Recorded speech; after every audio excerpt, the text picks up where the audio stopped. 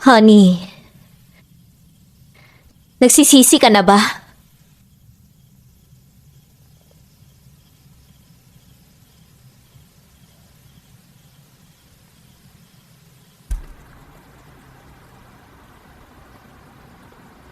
Mia,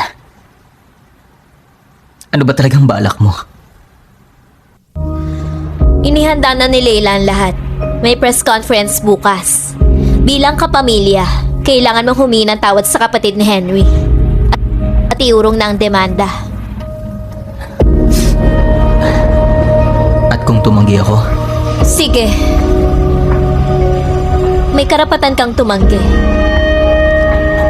Pero ipapaalala ko lang sa'yo, hindi lang ikaw ang kamag-anak ni Sofia.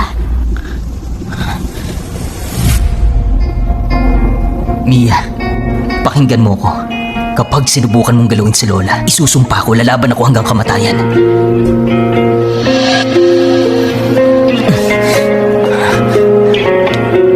Tingnan mo. Lola,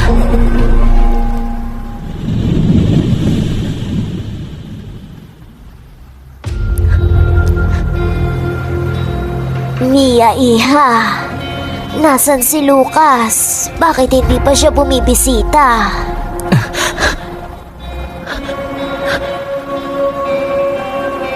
Nakikita mo ba ang music box na hawak ni Lola? Nung binisita ko siya dati, paulit-ulit niyang tinatanong kung nasan ka. Regalo niya yun para sa'yo. Mia.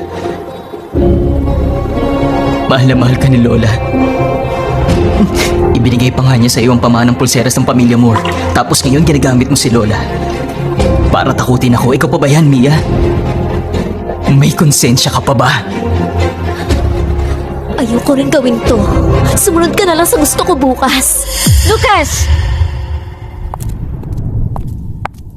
Lucas, patay na si Sofia. Ang lola mo na lang natita ng kadugo mo sa mundong to. Ayaw mo may mangyari sa kanya, di ba? Leila, binabalaan kita. Kapag ginalaw mo si Lola, isasama kita sa hukay kahit ikamatay ko pa! Tama na! Lucas, pinalaki ka namin parang prinsipe. Tapos ngayon, tinatakot mo ako? Lucas, dalawang pagpipilian mo. Una,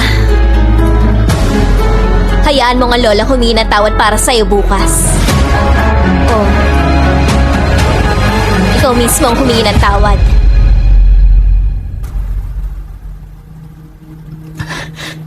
Ako ang pupunta.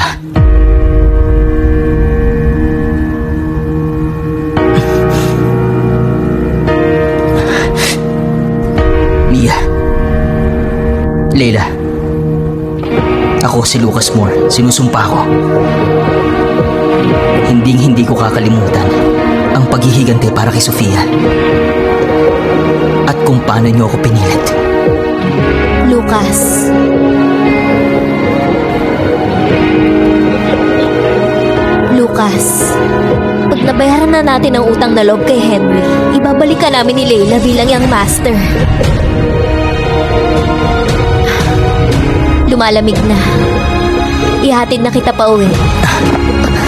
Kaya kong maglakad mag-isa.